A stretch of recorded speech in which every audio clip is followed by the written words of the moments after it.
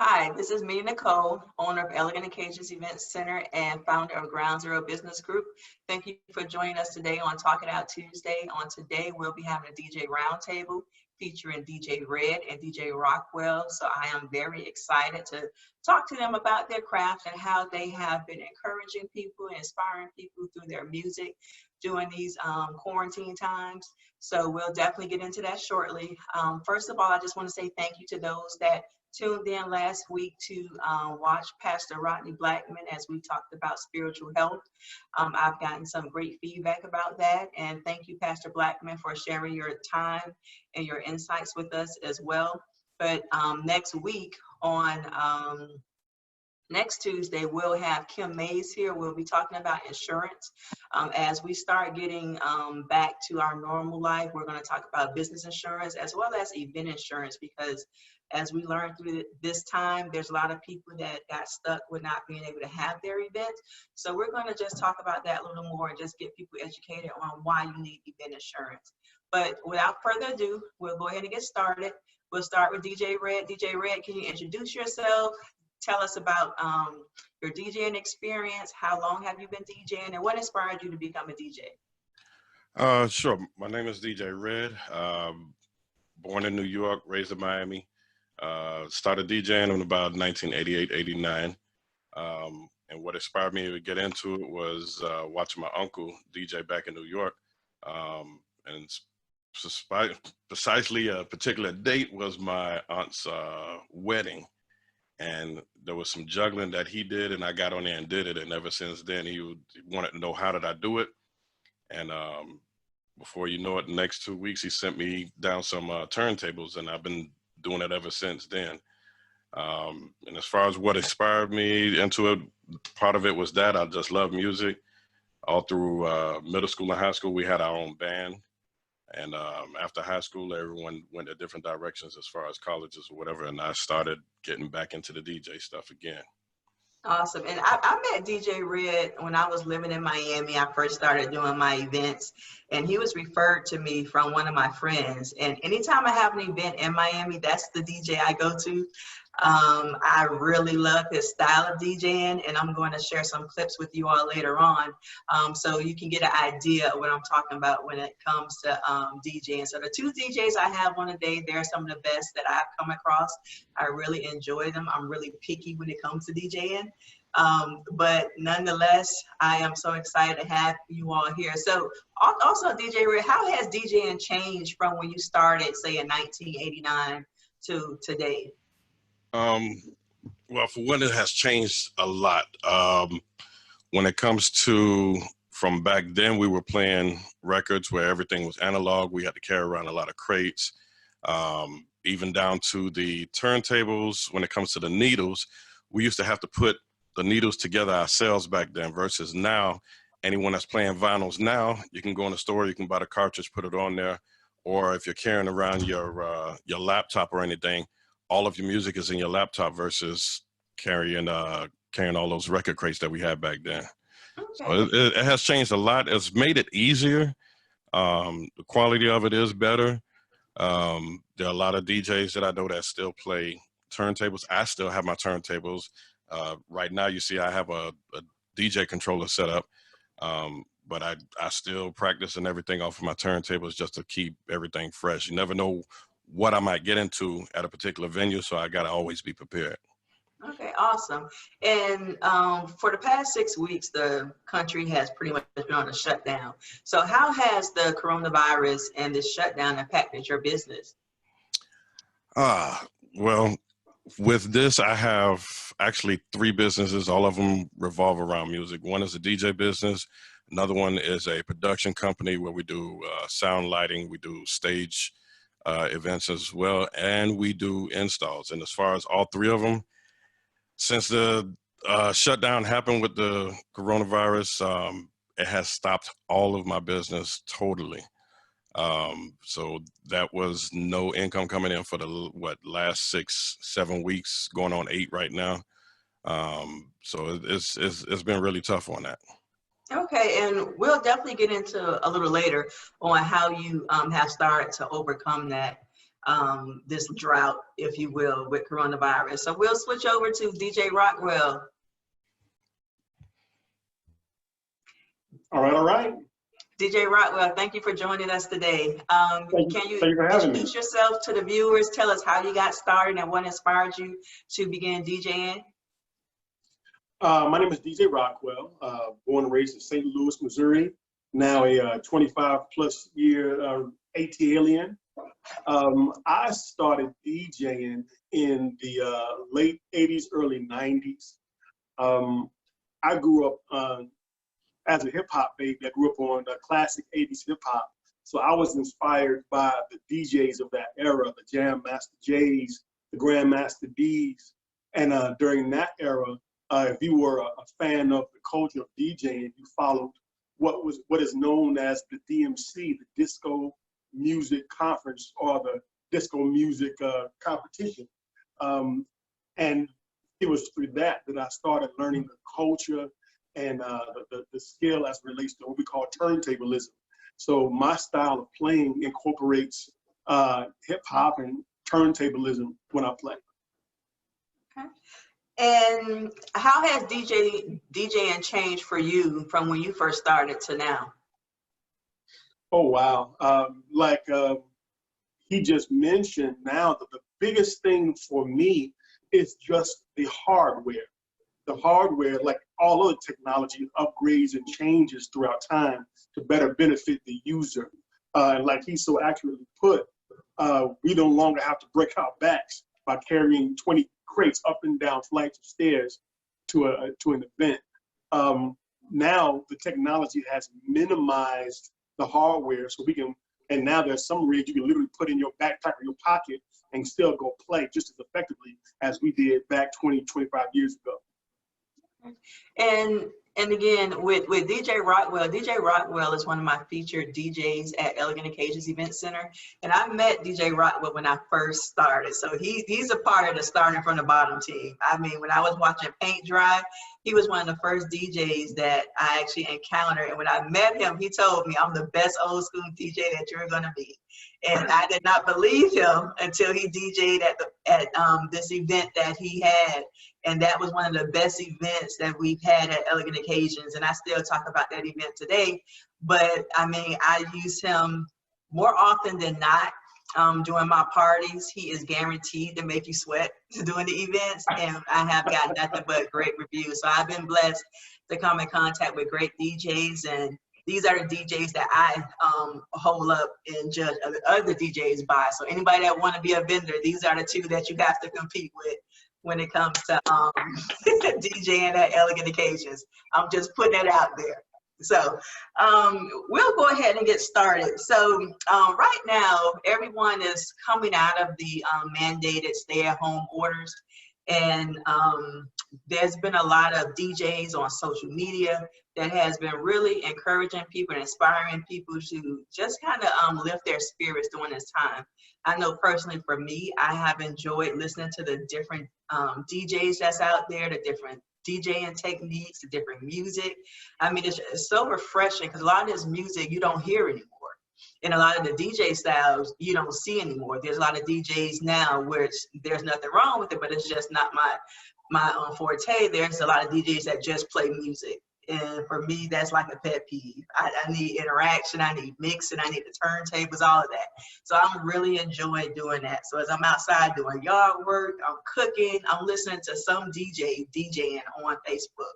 So I really hope that that continues. But basically, what steps have you all taken, again, starting with DJ Red, what steps have you taken to just keep your craft going during the shutdown and just keep people connected? Well, prior to the shutdown, I was already doing a lot of live, mostly every Friday at one of the venues that I play at on Fridays. So with the shutdown, now it just enhanced my ability to do that as far as doing it from home. As far as with the shutdown, I think I've been playing a lot more than I usually play. Because now I'm doing virtual parties. my usual setup that I was already doing before, whether I was doing it from an internet radio station or whatever. I'm doing everything from home. And now I'm going on more platforms from Facebook, Instagram, Twitch, YouTube, Periscope. I'm doing all 5 of them at the same time every time that I go on. So it has been kind of stressful at times because I really want to get out the house, but no, unfortunately, due to the circumstances, we can't right now. Okay.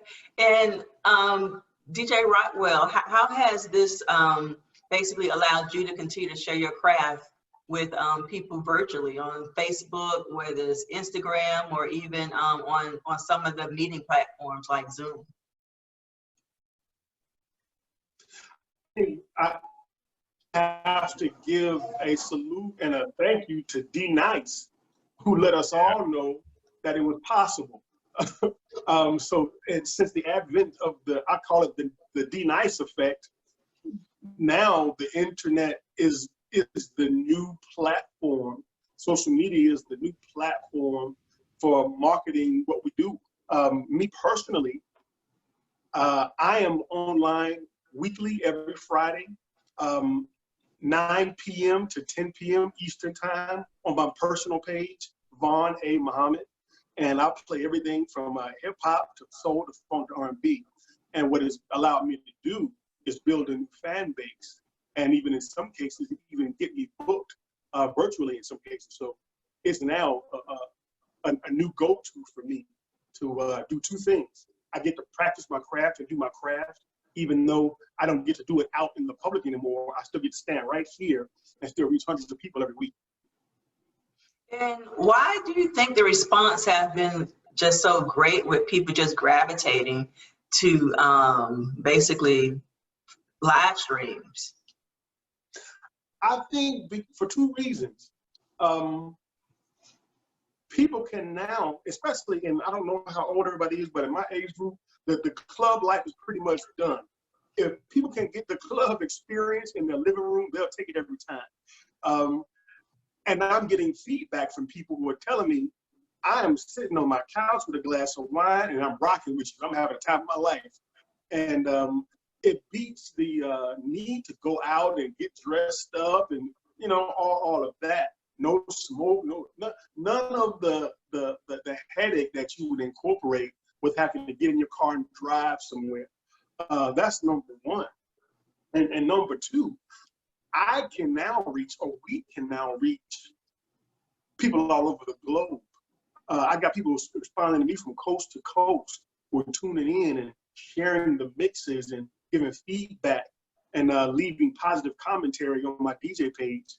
And I use that to as a marketing tool to get referred to other businesses. Okay, good.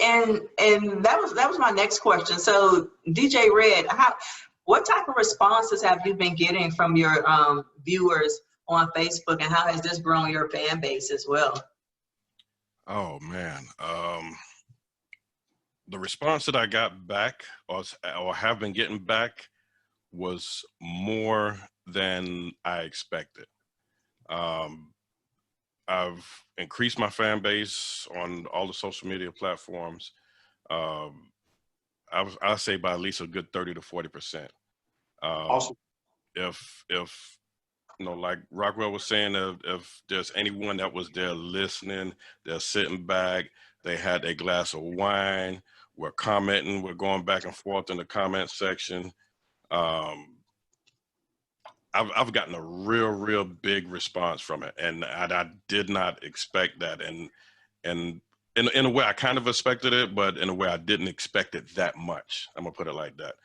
But I've gotten a lot of good response from it. A lot of great response. Great response. Awesome. And even personally for me, DJ Red assisted with a birthday party, a virtual birthday party on Zoom a couple of weeks, back in April, and we were trying to figure out the audio portion of it. And once we figured out the audio portion of it, and that's how you know you're dealing with an experienced DJ, because the first thing he said was, hey, the audio doesn't sound right.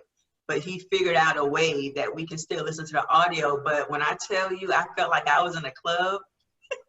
I had so much fun. I mean, and I love the fact that I didn't have to clean up.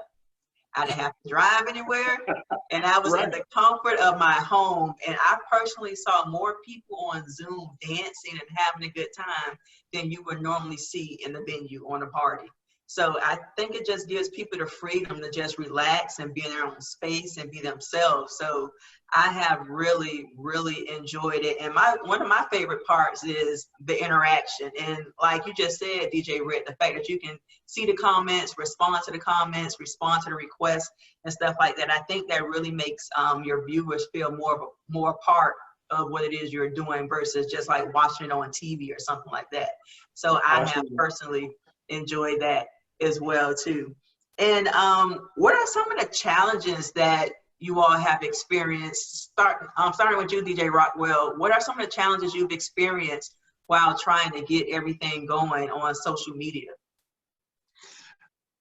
Every DJ would agree with me when I tell you the biggest challenge, Mina, is copyright infringement. There are any number of petitions going right now towards Facebook and Instagram to free the DJs up to let us play. The challenge is we're playing copyrighted music over the airwaves. And the truth is, it's illegal. There's no other way to put it because the companies aren't seeing a profit from that spin. So what the social media platforms have done is suppress DJs. So I might get a chance to play 30 minutes, an hour. Some DJs get in longer, but the algorithms, once they recognize that their system is playing copyrighted music, they're gonna shut you down. So the challenge has been figuring out how to play records or keep your airplay going without setting off, if you will, the alarms of Facebook. So what I've done to compensate is instead of playing an entire 3-4 minute record, I'm going to give my listener maybe 1.5 minutes and go to the next record, or maybe change the pitch, or I'm talking over the record. It makes the algorithm a little bit more harder to recognize. So it's a challenge, but that's the biggest challenge that every DJ is facing, except the so. Yeah. And how have you overcome this, DJ Red? Pretty much the same thing, either talking over it or change the pitch, try to do as many different versions of remixes as I can. Sometimes sound effects, anything to try to alter the algorithm. And for those who don't know how the algorithm works, it's like every song is like a unique fingerprint. And once that algorithm picks it, okay, fine, it gets snatched. And a lot of times we either get muted or blocked. They either mute the video or block the video. So we try to alter it just a little bit so the algorithm won't pick it up. Or like DJ Rockwell was saying, we don't play the entire song. It might be a point that we might just have to play one verse, one hook, and then hit to the next one. And keep it moving. Yeah, something like that sometimes work. And no, that's how we've been doing. But I'm gonna probably get an agreement with Rockwell from this. It is very, very frustrating when you start getting a groove going, and you got a lot of people watching you, and then all of a sudden you get cut off, and then now you got to start all over again. So it gets frustrating. It's almost like a DJ playing in the club, and then the power goes out. It's almost the same scenario. Okay, and DJ Red, I've also saw on your Facebook page on like the live feeds, it's like a copyright disclaimer or something like that you have on there. What is that? It's actually the copyright disclaimer from 1976. We figured, at least I'm gonna speak for me. I know plenty of other DJs probably did it. If we put that up there, that the music is in fair use of being played and stuff like that, but that doesn't help. I've found that out plenty of times that doesn't help. On the other hand of it, I've gotten quite a few emails back from Facebook, and you get some of the record companies to be like, okay, well, we're going to release the muting of your video or the block on your video, so they might let it come back up. But by then it's probably like maybe weeks later or whatever, stuff like that. Exactly correct. Okay. And how has your DJ style basically set you aside from all the other DJs? I know you all both mentioned DJ Nice, and I personally haven't seen any of his sets that he's done on Instagram, but I've heard about him as well. So how do you all set yourself apart from all the other DJs now that's starting to come up and live stream? Well, as far as for me, actually it's D Nice. D Nice was actually a rapper back in the 80s. I did not know that he started getting into DJing until when all of this happened. All I seen was you can't go on Instagram without finding D Nice on there. In fact, he was on there earlier. So not him playing, but he had some girl on there playing on his page. But as far as I'm sorry, lost my train of thought. What was the question again? That's okay. You mentioned D Nice, I was like on a different vibe then. How has your DJing style basically set you apart from all the other DJs on Instagram? I know personally for me, you play a lot of Miami music, so I love that. Right. So I gravitate towards a lot of the Miami music, and anybody that's from Miami know what the Pac Jam is. So that just takes me back to like the old school DJing where like you used to be able to go outside and hear the DJs just DJing, or there's different festivals in Miami where there were DJ battles out there. So that's what your DJing style reminds me of. Okay, so what sets me different from most of, I'm gonna just say the Miami DJs. Number one, yes, I can play the Miami music, but just like one of my shows that I do on Thursdays, the Passport Thursdays, I can take you around the world. And basically I can take you all through the United States. I can hit you with the West Coast. I can hit you with go-go music from the DMV. I could do up north with New York. I can take you through Texas. Okay, fine. Once we leave the States, now I can take you through all of the islands. I can take you to Trinidad and Tobago. I can take you to Jamaica, Bahamas, Haiti. And I'll play music from those artists, from those islands, or what the Caribbean folks call the small island folks.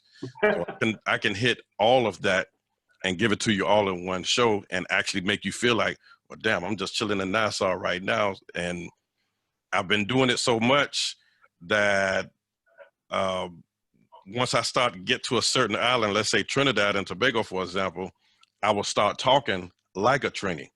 And people that have never met me before, and let's say I play up in Orlando or something, and I meet them up there. I say, "Where are you from?" I was born in New York. I'm raised in Miami.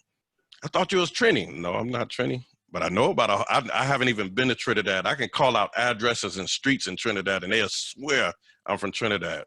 But that's how much I like music, and I just love the vibe. I love the culture. I love just playing music.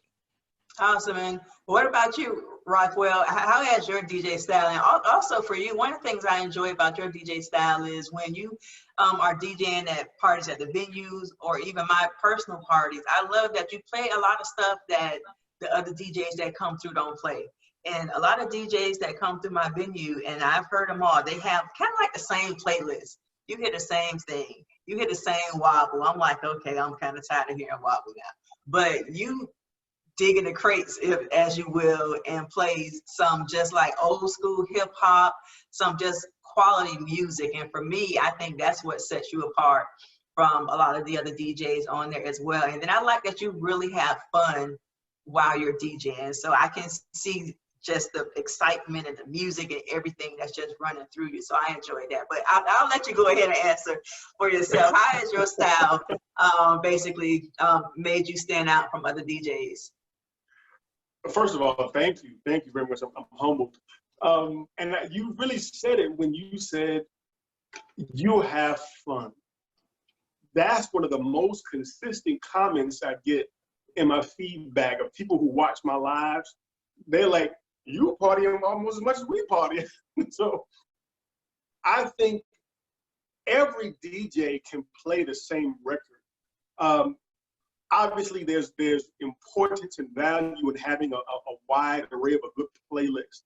There's importance of of music knowledge, as Prince called it, musicology. But then it's the person who's playing it.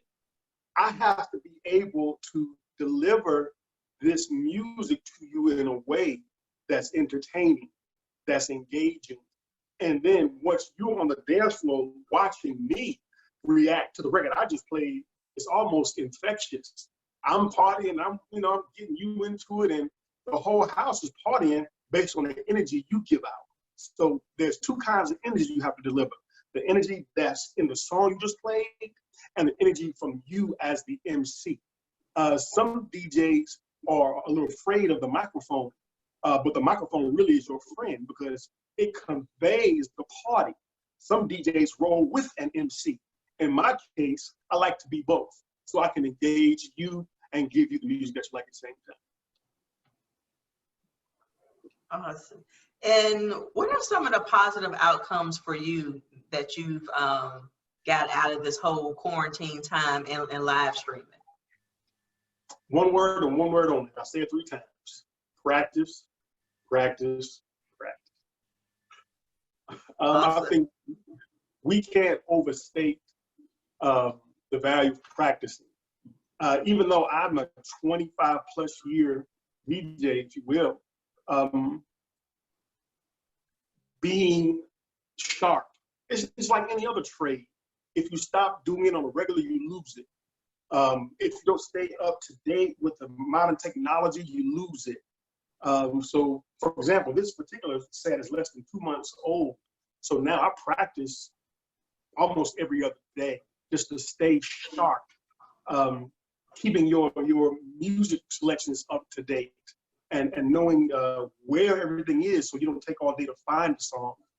So it's about being prepared, being organized, so you can execute when it's time to play. And what about you, DJ Red? What are some of the positive outcomes that you've had during this quarantine time? Well, I'm gonna piggyback off of one of the words that he said also, which was the practice part. I've gotten better at a lot of things. I've even found out a couple of things that my controller can do that I did not know that it could do, but I kept looking it up and found stuff out like that. I've done a whole lot more research on other DJ products, pro audio stuff, and lighting and stuff like that. And as far as my main outcome on it, I would say I've gotten a whole lot more practice on that because I've done some stuff recently that maybe back in January, February, I was not doing. I was not doing that. And you both mentioned equipment. What is the importance, DJ Red, of having the right equipment and updating your equipment? I can give you a good example. I had a problem with mine. Let me switch cameras real quick. I had a problem with my controller last week, and this platter on this side, for some reason, I'm holding it and was ready to let go to bring the song in, and it started going on its own. So that kind of threw me off. One of the things was that there was a firmware update. I did not know anything about it at the time, and I had to do my own research. I had to do my own homework to find it out. That a firmware came out in February, so I updated it. It's been fine ever since.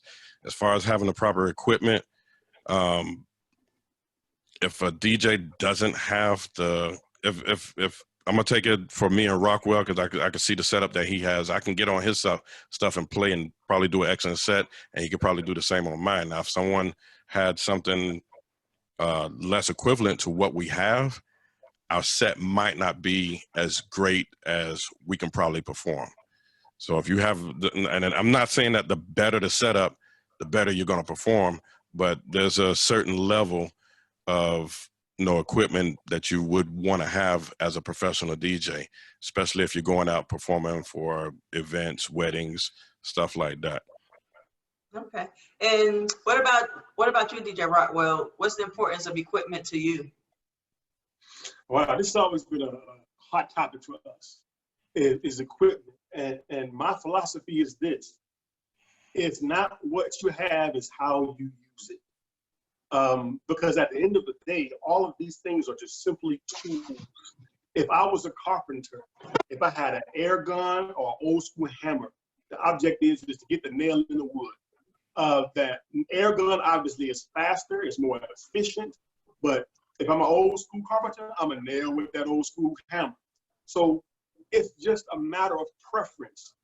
There are some things that are technologically better in terms of mixers that will offer you better sound quality, but that's just a matter of taste. Depending upon the kind of set you play, you don't take every tool to every set. I have a smaller set that I might use to go take to a smaller event. You don't take every tool in your tool belt to a job.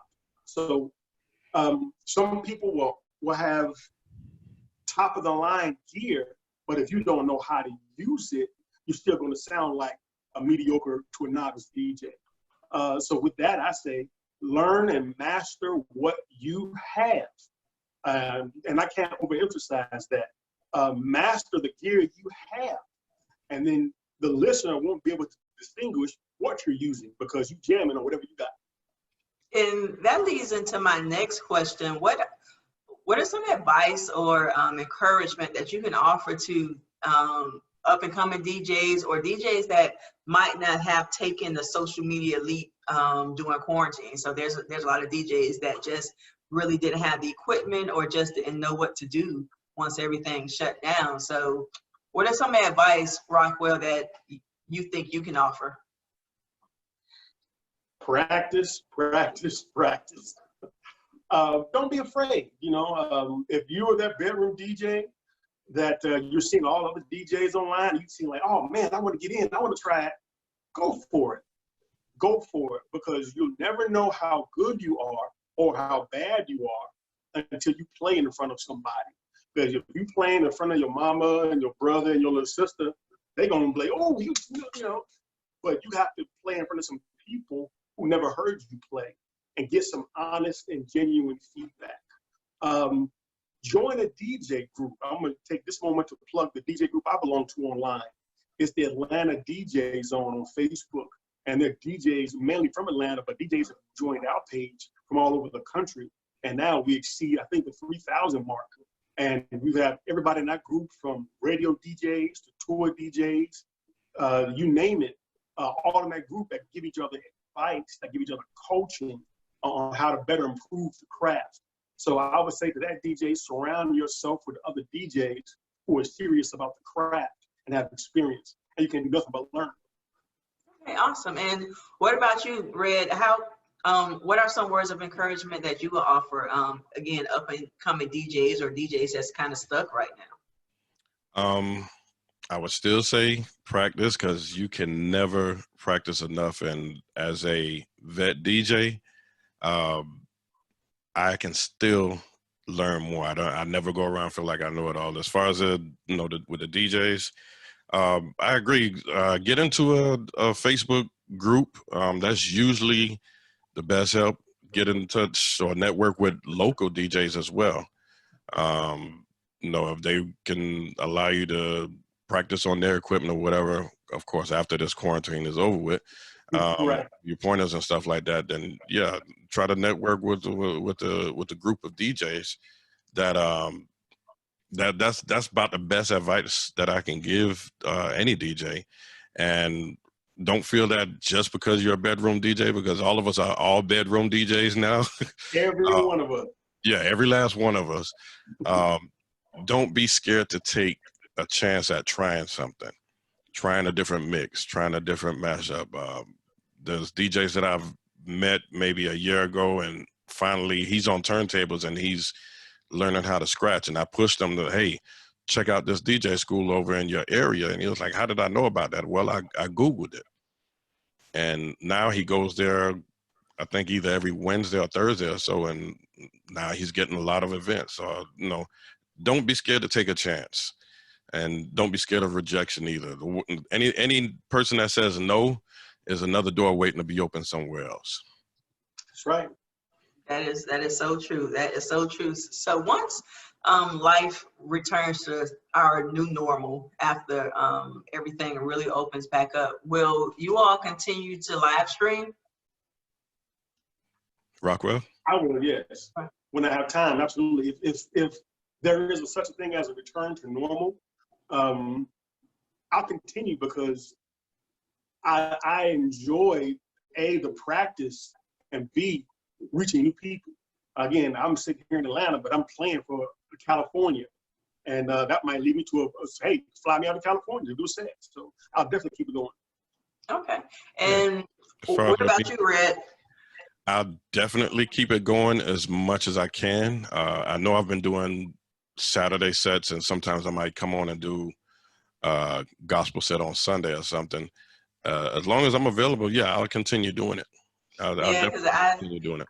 I know once life resumes at some point, Fridays, Saturdays, and Sundays, are personally a wash. I mean, for me, I don't have weekends. I really have days. So I know that you all will be in the same boat with getting bookings and having, events that's already been scheduled. So I totally understand that. And my prayer throughout all this has been that the things that I've learned through this quarantine by doing these Facebook broadcasts, by doing my workshops, that I'll still be able to have the time to manage my time better, to still be able to do this, because I think this is so important.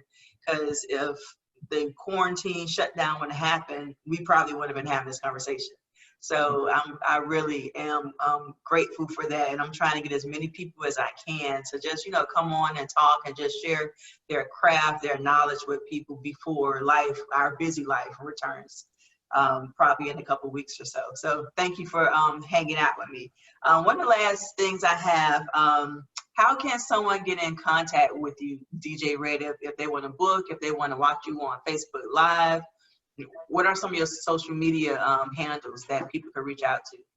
Okay, so on Facebook Live, you can search The Real DJ Red, or search Horace Foster, Horace, last name Foster, Foster, and you'll see The Real DJ Red next to it as well. On Instagram, The Real DJ Red with 2 Ds. Periscope, The Real DJ Red with 2 Ds. YouTube, The Real DJ Red with 2 Ds, all separated, not one word. And Twitch, the same thing. Okay. Or they can email me at Soundtight Entertainment. Okay. And what about you, DJ Rockwell? Across all social media platforms, I am DJ Rockwell. That's DJROCKWELLATL. So at DJ Rockwell ATL across all social media, and I can be emailed at bookingdjrockwell@gmail.com. Awesome. And we'll definitely have your information posted at the end of this broadcast. But I just want to really thank you all from the bottom of my heart for just taking time out to just share your craft with up and coming DJs, with viewers, with different event planners, because there's a lot of information that you all shared that I didn't know. But for sure, this will definitely help someone who's new to DJing, or someone that might just need to get some more training or experience when it comes to DJing. And thank you all for joining. As I mentioned earlier, next week, next Tuesday, we'll be talking to Kim Mays of State Farm, and she'll be just kind of helping us get prepared for our new normal when it comes to insurance. Business owners, that's something that's very important, but insurance is just not car insurance. There's business insurance, life insurance, and event insurance. So we're definitely going to really focus on the event insurance on next week. And thank you as well to our sponsors. We do have a new sponsor, Z Noble Designs, who designed this beautiful t-shirt I'm wearing today. So thank you for that. And if you guys, again, have any questions, comments, please feel free to DM me at Elegant Occasions Event Center. You can also find me on Instagram at My Elegant Venue or Ground Zero Biz, that's B-I-Z. And you can also, again, on Facebook Live, we have different sessions that we have already uploaded from previous interviews. So definitely catch up on that as well. So thank you all for tuning in, and we will see you on next Tuesday. I am Mina Nicole, owner of Elegant Occasions Event Center and Ground Zero Business Group. You all have a great day. You rock the party that rocks the body. I rock the party that rocks the body. What? You rock the party that rocks the body. I rock the party that rocks the body. You rock the party that rocks the body. It's funny how how money changes situation. Miscommunication lead to complication. My emancipation don't fit your equation. I was on the humble, you on every station. Someone play young Lauren like she done. But remember, riding out with your boy, cause you know we don't. Come on, let's go. Wild Wednesdays, we can do it one, anyone. Hey, let's go. Wanna ride with your boy, then you must wanna. Hey, check it out. Come on. Say what, say it.